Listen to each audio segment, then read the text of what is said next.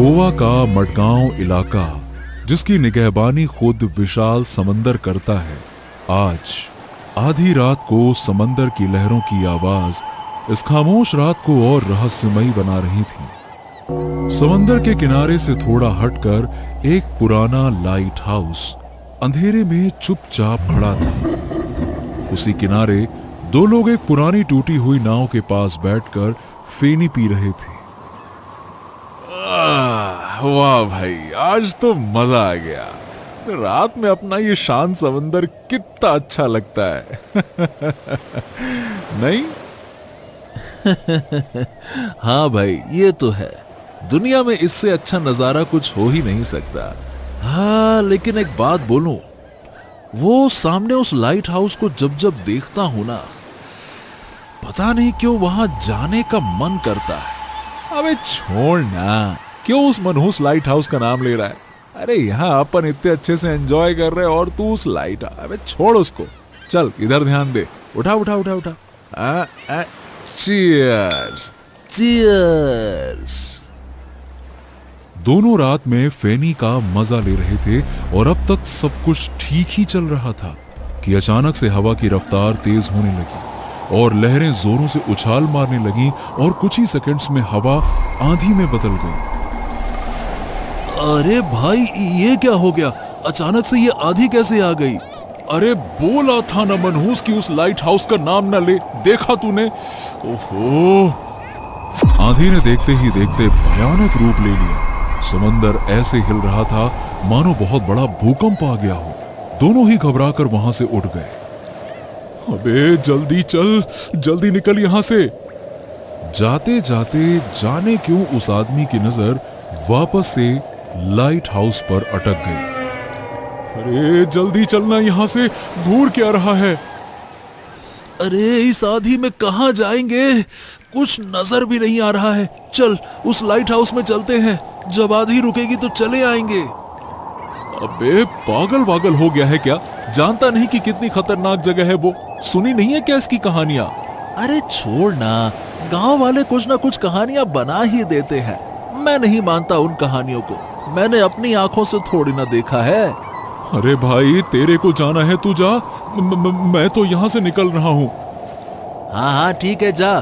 तेरी भी सोच ना गांव वालों की तरह गंवार ही रह जाएगी। गंवार कहीं का। मैं तो जा रहा हूँ लाइट हाउस में, और मैं तुझे कल मिलूंगा और बताऊंगा कि अंदर कुछ भी नहीं है, देखना। ये कहते हुए वो लाइट हाउस के अंदर चला गया। दूसरी ओर उसका दोस्त वहां से जाने के बजाय वहीं एक बड़े से पत्थर के पीछे छुप गया।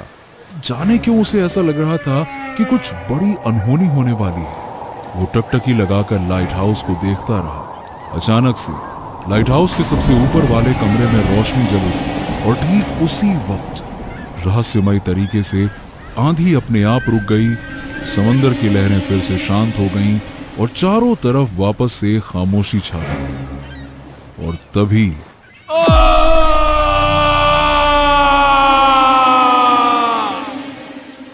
एक जोरों के चिल्लाने की आवाज ने समंदर पर छाई खामोशी की छाती को चीरकर मडगांव के सारे इलाके को अपने आगोश में ले लिया। वो चीख उस आदमी की थी जो लाइट हाउस के अंदर गया था। आखिरकार गांव के लोगों की कहानी सच निकली। लाइट हाउस की खिड़की के बाहर उस आदमी की लाश रस्सी से लटक कर झूल रही थी। गोवा का नाम सुनते ही सबके जहन में ख्याल आता है छुट्टियों का, मौज मस्ती का और समंदर की बलखाती लहरों का। लाखों लोग यहाँ पे हर साल अपनी सारी चिंताएं भूलकर घूमने के लिए आते हैं। लेकिन उन लोगों के ठीक उलट आज मडगांव के किनारे गंगा नाम का मछुआरा चिंता में डूबा हुआ था। ओहो, कल एक ठो मछली जाल में ना फंसी रही, आज 3-3 ठो जाल बिछाए हैं। अब आज मुझे निराश मत करना समंदर भैया। ये कहते हुए गंगा ने पहला जाल धीरे धीरे अपनी ओर खींचा। आसपास के बाकी मछुआरे गंगा के जाल को बड़े ध्यान से देख रहे थे। एक पल के लिए उसे लगा कि जाल में कुछ है, मगर ये क्या? जाल के अंदर से निकला एक नारियल। सारे मछुआरे जोर जोर से हंसने लगे और एक ने कहा, अरे गंगा भैया, क्या बात है, आप तो कमाल के जादूगर निकले, समंदर के अंदर से नारियल निकाल लिया। चलो भैया कोनो बात नहीं, आज गंगा भैया चखने में मछली की जगह नारियल की चटनी ले लेंगे। ए समंदर भैया, इज्जत पर नारियल पानी काहे फेंक रहे हो? अरे थोड़ा तो रहम करो। चलो अब दूसरा जाल खींचता हूँ, इस बार लाज रख लेना। हाँ चलो। गंगा ने एक बार फिर से दूसरा जाल खींचा। उसने अपना हाथ जाल के अंदर डाला, अंदर कुछ तो है। गंगा ने उसे बाहर निकाला और उसकी फूटी किस्मत जाल के अंदर से निकला एक टूटा हुआ चप्पल। अरे ये का है गंगा भैया, जाल से चप्पल, वो भी एक ठो। और वो भी टूटी हुई। ए चुप करो, अपना काम से काम रखो। ससुरा, तुम लोग जैसे रोज रोज शाह का भेल पकड़ते हो क्या? अरे हो जाता है कभी कभी, कोनो बड़ी बात थोड़ी ना है। काम करो, चलो अपना अपना चलो। ए गंगा भैया को गुस्सा आ गया। हाँ हाँ चुप रहो, वरना चप्पल फेंक के मारेंगे, वो भी टूटी वाली। अरे बस बहुत हो गया, इस बार तो पक्का कोनो न कोनो मछली फंसेगी। अरे इतनी बुरी किस्मत तो उस टूटी चप्पल की भी नहीं होगी। गंगा ने अपना तीसरा और आखिरी जाल खींचा। अचानक से जाल के अंदर कुछ हरकत हुई। गंगा की आंखों में उम्मीद की लहरें उठने लगी। बाकी लोग भी उसे टकटकी लगाकर देखने लगे। गंगा ने जाल के अंदर से उस चीज को तुरंत निकाला। वो कोई मछली नहीं बल्कि ड्रम पकड़े हुए बंदर का एक खिलौना था। गंगा को अपनी फूटी किस्मत पर यकीन ही नहीं हो रहा था। वो अपने भाग्य को कोसने ही वाला था कि खिलौने का ड्रम अपने आप बजने लगा। गंगा के मुंह से डर के मारे चीख निकल गई और खिलौना फिर से समंदर में गिर गया। अब बताओ भला, एक जमाना था जब इस गंगा का बाप जमुना अपनी बहादुरी के लिए मडगांव में मशहूर था, और उसका बेटा निकला ऐसा डरपोक। गंगा ने मछुआरों की बातें सुन ली। उसे गुस्सा तो जरूर आया, लेकिन उसने चुप रहना ही बेहतर समझा। वो चुपचाप अपने सारे खाली जाल समेटकर जाने लगा कि तभी उसकी नजर पास में रखे मछुआरों की टोकरी पर पड़ी। ताजा मछलियां चमक रही थीं। गंगा ने इधर उधर देखा और फुर्ती से 3-4 मछलियां टोकरी से चुराकर चुपचाप निकल गया। हाय रे हाय, क्या पता ये किसकी पनौती लग गई है हमको। कहीं अपनी ही पनौती तो नहीं लग गई। ए भैया, एक बोतल फेनी तो देना। अरे ये क्या है गंगा? ये मछली इस बाटली से ज्यादा महंगी है, रख ले। पिछले 30 सालों से गंगा की यही दिनचर्या है। सुबह मछली पकड़ना, दोपहर में खाना बनाना और फिर फेनी पी के फेनी के नशे में धुत होकर सो जाना। दरअसल आज से 30 साल पहले गंगा की मां के मौत के बाद उसके पिता जमुना बनारस से मडगांव आकर बस गए। उस वक्त गंगा की उम्र सिर्फ 15 साल की थी। शुरू में जमुना बाकी मछुआरों की तरह मछलियां ही पकड़ता था और समंदर से जैसे उसकी यारी हो गई थी। वो लहरों से ऐसे खेलता जैसे कोई बच्चा खिलौनों से खेलता रहा हो। सारे मडगांव में उसकी बहादुरी मशहूर थी। फिर एक दिन पता नहीं कहां से उसे पता चला कि लाइट हाउस में सिक्योरिटी गार्ड की जगह खाली है, पर वहां कोई आने को तैयार नहीं था। लोग कहते थे कि वहां किसी प्रेत का वास है। वहां अगर रात को कोई भी भूले भटके भी गलती से चला जाता तो अगली सुबह उसकी लाश उसके सबसे ऊपरी कमरे की खिड़की से बाहर की ओर लटकी हुई मिलती। इसीलिए गांव के लोग उस लाइट हाउस की ओर देखना तक नहीं चाहते थे। उसके बारे में बात करना तो बहुत दूर की बात थी। कई सालों बाद अचानक से सरकार ने उस लाइट हाउस को फिर से शुरू करना चाहा, मगर किसी की हिम्मत नहीं हुई उस लाइट हाउस में नौकरी करने की। अपने बेटे गंगा के भविष्य को देखते हुए जमुना ने यह तय किया कि ज्यादा पैसे कमाने के लिए वो रात में गार्ड की नौकरी कर लेगा, और उसने यही किया। कुछ दिन तक तो सब कुछ ठीक ठाक चलता रहा, और फिर गंगा के जीवन में आती है वो काली रात जिससे वो कभी उबर नहीं पाया। बाबा, आज तूफान कुछ ज्यादा ही तेज नहीं है? हाँ बेटा, इसीलिए हमें ज्यादा सावधान रहने की जरूरत है। और हाँ, संभल के सीढ़ियां चढ़ना, ठीक है? जैसे ही उन दोनों ने अपने कदम आगे बढ़ाए, अचानक से चमगादड़ों का एक झुंड ठीक उनके सर के ऊपर से गुजरा। अरे ओहो, ये का अचानक से इतने सारे चमगादड़ कहां से आ गए? हर रोज तो सफाई करता हूँ, पिछले 6 महीने से तो यहाँ एक भी चमगादड़ ना देखा। खैर ए बेटा, आराम से मेरे पीछे पीछे आ जाओ। हाँ ठीक है, आराम से आराम से। दोनों लाइट हाउस के ऊपर वाले कमरे पर पहुंचे। जमुना ने लालटेन की ओर देखा। हाँ, अब जल्दी से ये लालटेन में तेल डाल दूं ताकि यहाँ से गुजरने वाले जहाजों को ये लाइट हाउस दिख जाए और उन्हें दिशा का सही अंदाज मिल जाए। चल भैया। जमुना ने लालटेन के अंदर तेल डाला और रोशनी कर दी। कमरे में उजाला फैल गया। लालटेन की रोशनी में जमुना और गंगा की परछाई कमरे की दीवार पर साफ दिख रही थी। अचानक से गंगा ने देखा कि दीवार पर एक तीसरी परछाई धीरे धीरे फैल रही है। गंगा ने तुरंत चारों ओर नजर दौड़ाई, पर वहां उन दोनों के अलावा और कोई नहीं था। वो डर गया।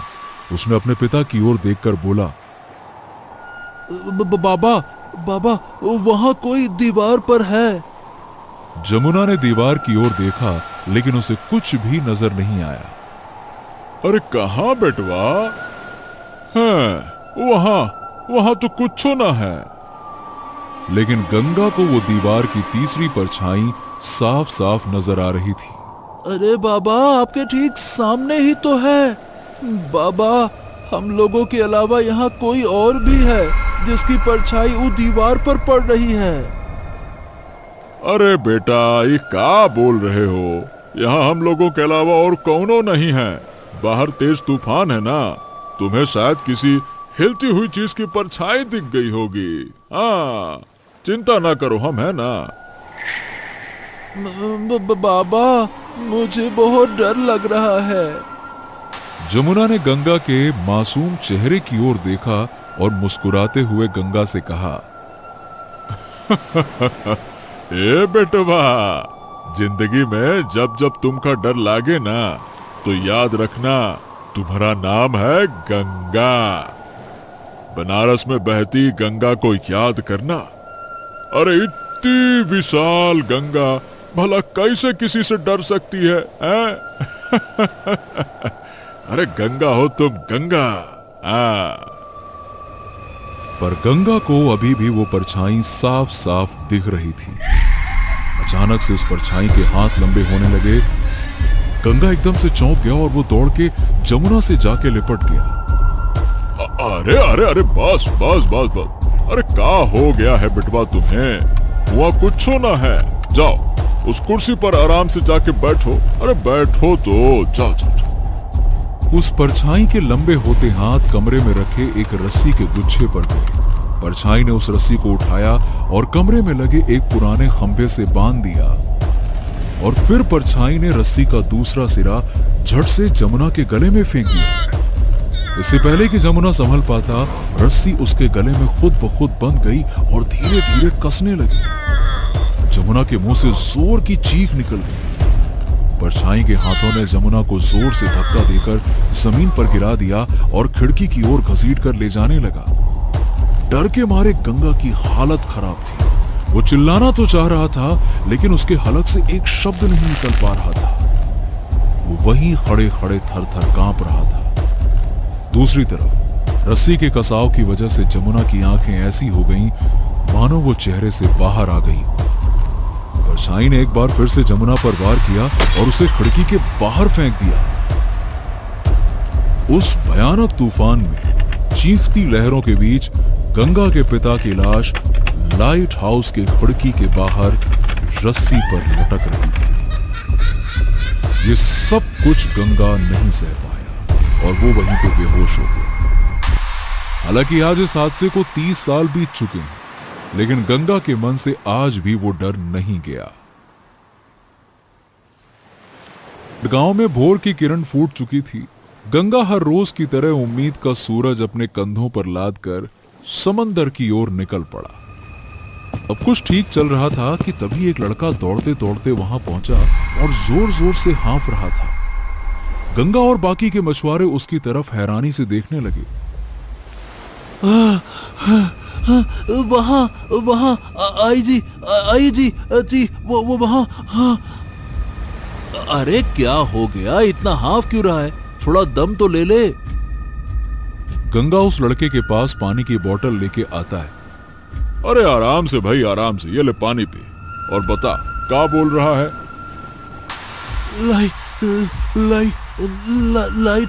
Light house.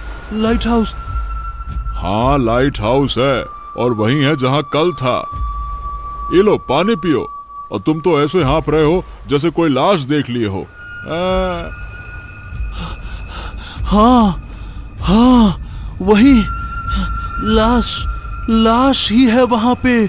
लाश सुनते ही गंगा के हाथों से पानी का बोतल छूट जाता है। क्या कहा? लाश? कहाँ है लाश? बाकी मछुआरों ने उस लड़के को घेर लिया। लाइट हाउस की खिड़की से किसी की लाश लटक रही है। क्या? लाश? फिर से? ये सुनते ही गंगा की आंखों के सामने उसके पिता की झूलती हुई लाश कौंध गई। गंगा से अपना बीता हुआ भयानक अतीत बर्दाश्त नहीं हुआ और वो चुपचाप वहां से जाने लगा। अरे गंगा, कहां चल दिए भैया? Light house. गंगा ने कोई जवाब नहीं दिया। अरे भाई, लाइट हाउस जाने की कोई जरूरत नहीं है। अरे वापस आओ, वहां किसी की लाश बाश नहीं है। हम तो यूं ही मजाक कर रहे थे भाई।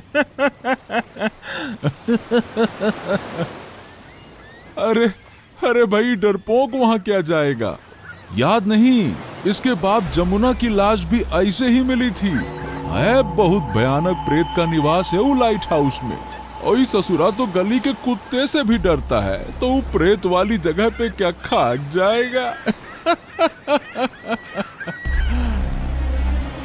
जाते जाते गंगा ने उस मछुआरे की कड़वी बातें सुन ली, मगर फिर भी वो बिना कुछ बोले चुपचाप वहां से चला गया। गंगा आज बहुत उदास था। रह रहकर उसे अपने पिता जमुना की याद आ रही थी। अरे ये डरपोक वहां कहां जाएगा? याद नहीं, जमुना की लाश भी ऐसे ही मिली थी। बहुत भयानक प्रेत का निवास है वो लाइट हाउस में। और ये तो ससुरा गली के कुत्ते से भी डरता है, तो उस प्रेत वाली जगह पे क्या खाक जाएगा। डरपोक, सब हमका पीठ पीछे डरपोक कहते हैं। हाँ, का गलत कहते हैं। हमारे ही सामने वो मनहूस परछाई ने हमारे बाबा को मार डाला और हम कुछ ना कर सके। गंगा ने करवट बदली तो उसकी नजर दीवार पर टंगी उसके बाबा की तस्वीर पर गई। वो उसे बड़े ध्यान से देखने लगा, मानो उसके बाबा जमुना की आंखें गंगा से कह रही हों, बेटा तुम क्या कर सकते थे? तुम उस वक्त बहुत छोटे थे। हाँ, तब तो हम छोटे ही रहे, पर अब तो हम बड़े हो गए हैं ना। फिर बड़े होकर भी हम इतना काहे डरते हैं? ये सोचते सोचते गंगा उठकर घर के बाहर आ गया। रात का सन्नाटा था और आसमान में तारे टिमटिमा रहे थे। गंगा टार्च की रोशनी जलाकर सड़क पर अकेले ही टहलने लगा। उसे खुद भी नहीं मालूम था कि वो कहां जा रहा है। बस अपना थका और हारा हुआ चेहरा लेकर बिना कुछ समझे चले जा रहा था। वो टहलते टहलते समंदर के ठीक उसी किनारे की ओर पहुंच गया जहां पे लाइट हाउस था। समंदर में लहरें ऊंची ऊंची उठ रही थीं और सामने वही पुराना लाइट हाउस चुपचाप खड़ा था। और ठीक 15 साल बाद गंगा भी। गंगा थोड़ी देर तक उस लाइट हाउस को देखता रहा और फिर खुद से बातें करने लगा। हाँ, ये बात तो तय है कि वो लाइट हाउस में जौन प्रेत ने हमारे बाबा को मारा, उसी ने उस आदमी को भी मारा है। आज से कुछ 10 साल पहले भी ठीक इसी तरह से एक मौत और भी हुई रही।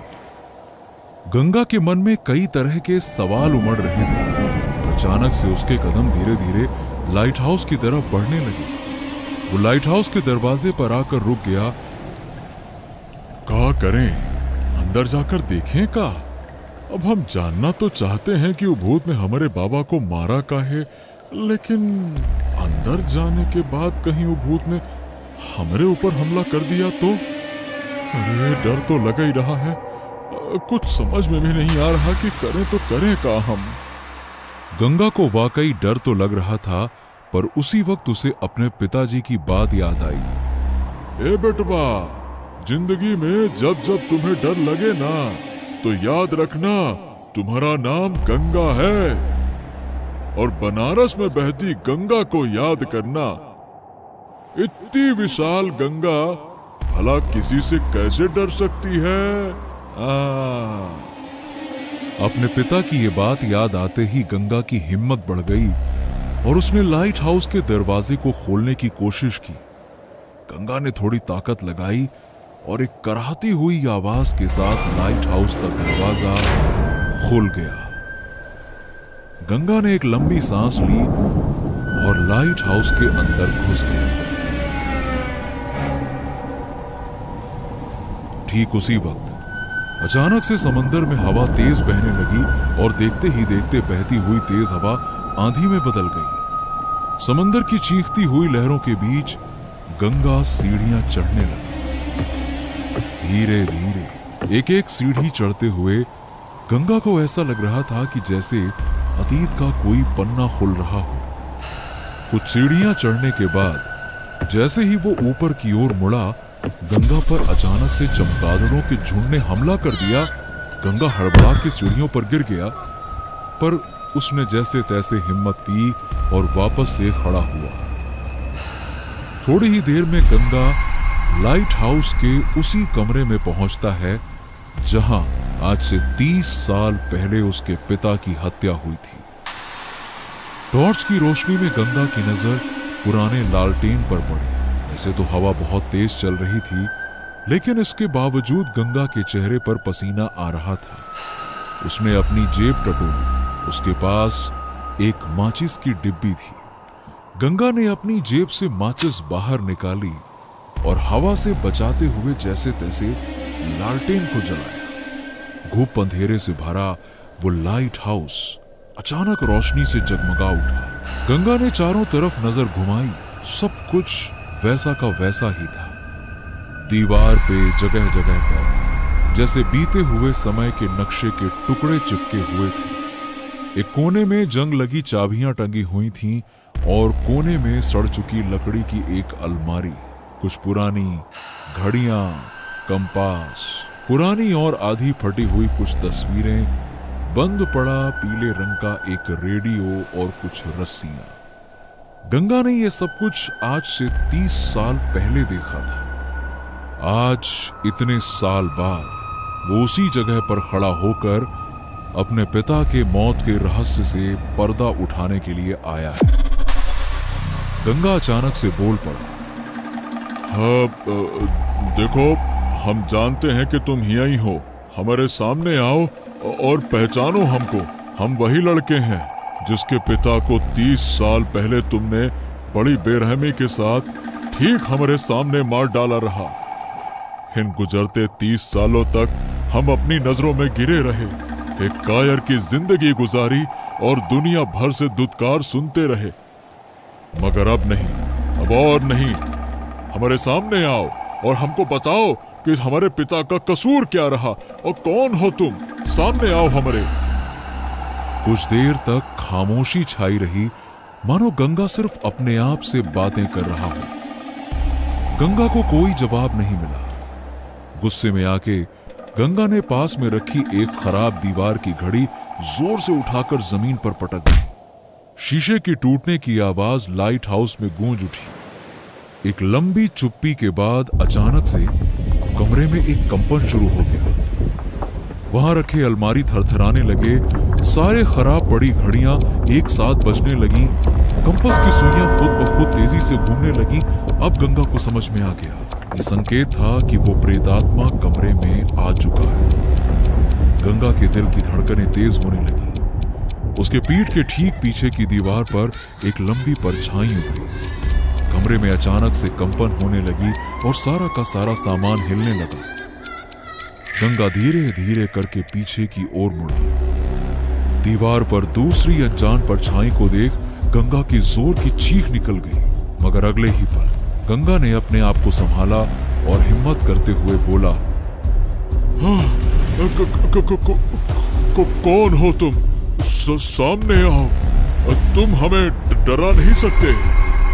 गंगा के ऐसा बोलते ही लकड़ी की एक अलमारी अचानक से गंगा की ओर गिर पड़ी। गंगा की अंदर ही अंदर हालत खराब हो रही थी। वो डर के मारे दरवाजे की ओर तेजी से भागा, लेकिन लोहे का वो भारी दरवाजा जोरों की आवाज के साथ में एकदम से बंद हो गया। गंगा कमरे की दूसरी तरफ भागा। वहां बंद पड़ा रेडियो अचानक से कुछ अजीब अजीब सी डरावनी आवाजें निकालने लगा, मानो कोई करा रहा। कराने की आवाज तेज होती गई, जैसे कोई रेडियो का वॉल्यूम बढ़ाए जा रहा हो, और फिर अचानक से वो कराने की आवाज जोर जोर की डरावनी हंसी में तब्दील हो गई। ये क्या हो गया? ये क्या हो रहा है? पागल कुत्ते ने काटा रहा हमें जो हम यहाँ आए रहे। लगता है कि आज हमारी मौत हो जाएगी। हे भगवान, क्या करें हम, क्या करें? भागने का कोई रास्ता भी तो नहीं है। गंगा ने सपने में भी नहीं सोचा था कि उसे एक दिन ये सब कुछ देखना पड़ेगा। इससे पहले कि वो कुछ सोच पाता कि आगे क्या करना है, परछाई के हाथ लंबे होने लगे और वो दीवार से निकलकर गंगा की तरफ बढ़ने लगे। गंगा बिना कुछ सोचे समझे कमरे में इधर उधर भागने लगा और उसके हाथ जो कुछ भी लगता वो उठाकर सीधा उस परछाई की तरफ फेंकने लगा, मगर इसका उस प्रेत पर कोई असर नहीं हुआ। थकार कर गंगा अचानक से तनकर खड़ा हो जाता है।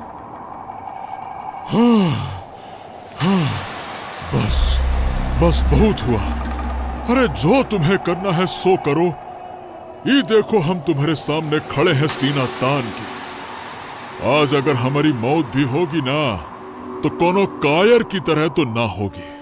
हम खड़े हैं तुम्हारे सामने, लो करो। गंगा के अंदर से अचानक से डर गायब हो गया और परछाई के बढ़ते हुए हाथ भी रुक गए और सब कुछ एक पल के लिए शांत हो गया। ऐसा लगा कि प्रेत भी अब शांत हो गया है। गंगा की जान में जान आई और उसे लगा कि हाँ, अब सब कुछ ठीक हो जाएगा। लेकिन वो गलत था। उस प्रेत ने अपना वही पुराना आखिरी वार किया जिससे कि वो सबकी हत्या करता था। कमरे के कोने में रखी रस्सी उछलकर गंगा के गर्दन की ओर मुड़ी और एक झटके में उसकी गर्दन को जकड़ लिया। गंगा के हलक से एक जोरों की चीख निकल गई और वो रस्सी उसे धीरे धीरे फर्श पर घसीटने लगी। गंगा के मन में कई सारी बातें उठने लगी। उसे लगा कि अब उसका अंत समय तो आ ही गया है। उसने अपने पैंट की जेब में अपना हाथ डाला और जेब के अंदर फैनी से भरी हुई एक बोतल पड़ी थी। गंगा ने तुरंत वो बोतल बाहर निकाल ली। लगता है आज हमारी मौत तय है। जाते जाते अपनी जिंदगी की आखिरी बोतल तो पी लेता हूँ, शायद मरने का दर्द ही कम हो जाए। गंगा ने बिना देर किए हुए बोतल को अपने होठों से लगाया और जल्दी जल्दी पीने लगा। बोतल अभी आधी खत्म ही हुई थी कि गंगा की गर्दन को एक जोर का झटका लगा और वो कमरे की खिड़की की तरफ आ गिरा। प्रेत ने अपनी पूरी ताकत लगाई जोर से और गंगा को वैसे ही खींचने लगा जैसे वो हर आदमी को फंदे में लटकाकर मारता आया था। रस्सी का फंदा कसता जा रहा था। गंगा के दिमाग की नसें तनती जा रही थी। वो समझ गया कि अब उसकी मौत निश्चित है। उसने हड़बड़ाहट में फैनी से आधी भरी अपनी बोतल को सामने की दीवार पर जोर से फेंक दिया। पर ये क्या, बोतल दीवार पर टकराने के बजाय बीच में हवा में ही रुक गई और उस बोतल के अंदर धीरे धीरे सफेद रंग का धुआं भरने लगा। रस्सी की पकड़ भी अचानक से ढीली पड़ गई और सब कुछ पहले के जैसा हो गया, मानो वहां कुछ हुआ ही नहीं था। गंगा की जान में जान आई। वो तेजी से सांसें लेने लगा, पर उसे समझ में नहीं आया कि अचानक से ये सब कुछ क्या हो गया। अरे ये सब क्या हो गया? वो बॉटल हवा में कैसे लटक रही है और उसके अंदर ही सफेद धुआं कैसे? गंगा उठकर हवा में लटकती उस बॉटल के पास गया। वो उसे कुछ देर ऐसे ही घूरता रहा। उसे कुछ हल्की हल्की आवाज में सुनाई दिया, कोई ऐसी आवाज जो शायद चिल्ला रही थी। गंगा अपने कान को बॉटल के नजदीक ले जाता है। उसे किसी की घुटी हुई आवाज आती है, मुझे बाहर निकालो, मुझे बाहर निकालो। क्या? मुझे बाहर निकालो? अरे पागल हो गए हो क्या तुम? तुम्हें बाहर निकाल दें ताकि तुम फिर से हम पे हमला कर सको। ओ कौन तुम, पहले ये बताओ। उस आईने के सामने जाओ। गंगा की नजर कमरे के कोने में एक पुराने शीशे की ओर जाती है। वो बॉटल को उस आईने के सामने लेके जाता है और आईने के सामने बॉटल को रखते ही उस आईने में आदमी का शरीर उभर आता है, जिसके शरीर पर हर जगह घाव थे जिसमें से खून रिस रहा था। गंगा उसे देखकर थोड़ी देर के लिए डर गया, पर फिर उसने हिम्मत करते हुए कहा, तुम तो घायल हो। तुम्हारी ये हालत किसने कर दी? अच्छा, अपने बारे में बताओ और तुम ये भी बताओ कि तुम यहाँ आने वाले हर आदमी की जान काहे ले लेते हो, हैं? कुछ देर पहले तक जिस प्रेत का आतंक सारे मडगांव पर फैला हुआ था, वो अब आईने के अंदर बिल्कुल असहाय खड़ा था। उसने एक लंबी सांस ली और कहने लगा, मेरा नाम एंथनी है। आज से कुछ 50 साल पहले की बात है। मैं उस वक्त लाइट हाउस में हेड सिक्योरिटी गार्ड था, काम का पक्का और ईमानदार। पर उस वक्त मेरा एक असिस्टेंट हुआ करता था, रघु। हम दोनों मिलकर उस लाइट हाउस की निगरानी करते थे और देखभाल भी करते थे। दिन हमारे आराम से कट रहे थे।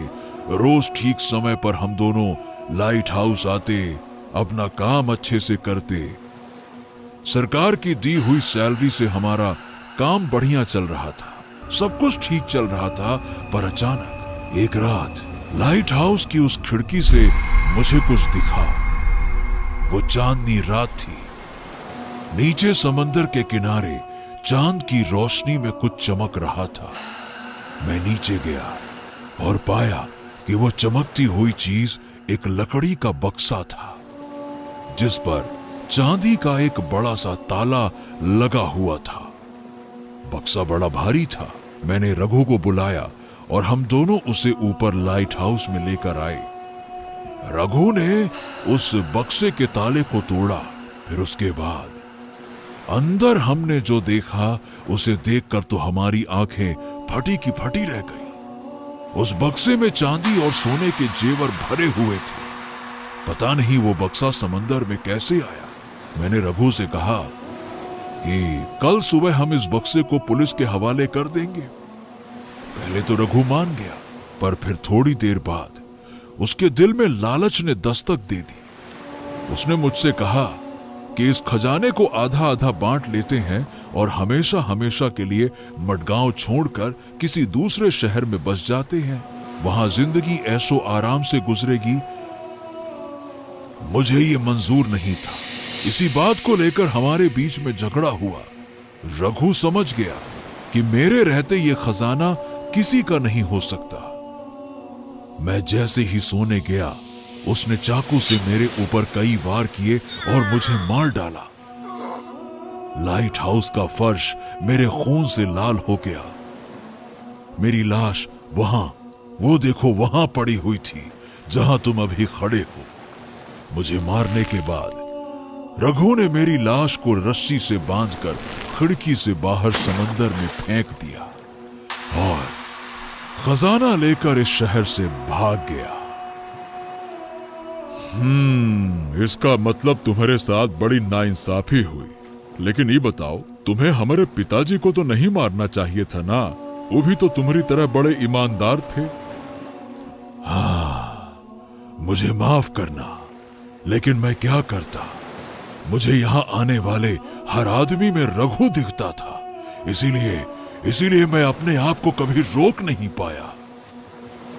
अच्छा वो तो ठीक है, लेकिन ये बताओ कि तुम इस बोतल में कैसे कैद हो गए?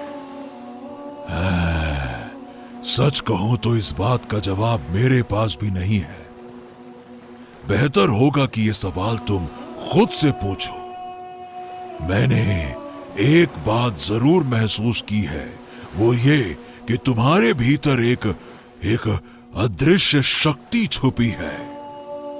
तुम किसी भी आत्मा को अपने बोतल में कैद कर सकते हो, पर यह शक्ति तुम्हें कैसे और कहां से मिली, ये मैं नहीं जानता।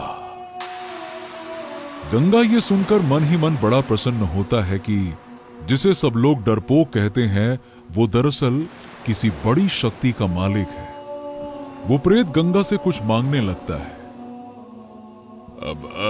वो सब तो ठीक है, पर अब हम तुम्हारा करें क्या? मुझे यहां इस लाइट हाउस में मत छोड़ो। मेरी आत्मा को यहां कभी चैन नहीं मिलेगा। अगर मुझे छोड़ दिया तो शायद मैं फिर से किसी पे हमला करूं।